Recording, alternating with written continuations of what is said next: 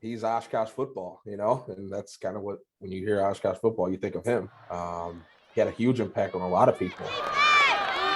Well, yesterday we told you about UW Oshkosh head football coach Pat Cerroni announcing his retirement after 15 years at the helm. Today I caught up with a couple of his former players to get some perspective on what will be a lasting legacy at UWO, and they both had the same reaction when they heard the news of his retirement.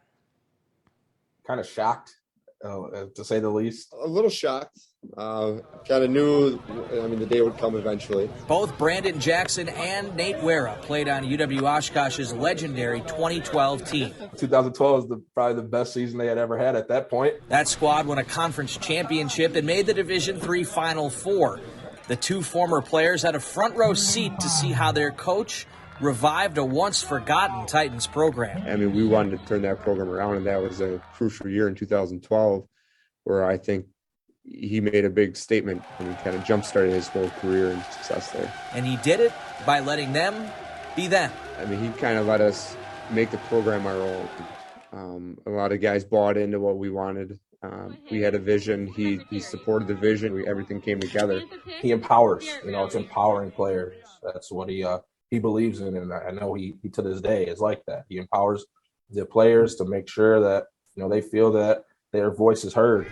Wera is considered one of the best players in UWO history. The Oshkosh North alum could have played at a higher level, but he recalls Cerroni's sense of humor winning him over and convincing him to stay at home. He was one of the only Division III coaches that came in and I sat down with, and I knew the day would come. And I remember him wearing a nice big trench coat, coming and talking to me in the cafeteria. And first thing he looked at me and said, he goes, "I don't want you."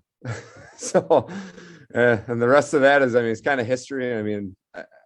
After that point, I kind of bought in. Asked about their favorite memory of their former coach, both Jackson and Wera focused on his personal connection rather than his coaching prowess. It was practice one day, and I messed up on a play. He yelled at me, screamed at me, and a second later, he says, "Come here and give me a hug." So I was like, that's the type of person he was. He would be fired up because he wanted to be successful. He wanted you to be successful, but then he turns around and says, "Come give me a hug." He's just an unbelievable man and everything that I am, and I know a lot of other kids and a lot of other men can say the same thing, and he's made a huge impact on them.